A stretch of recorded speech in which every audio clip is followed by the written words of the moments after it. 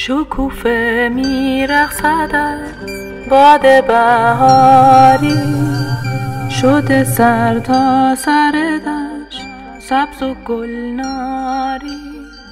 شکوفه های بیقرار روز آفتابی، به صبا بوسه دهن با لب سرخابی.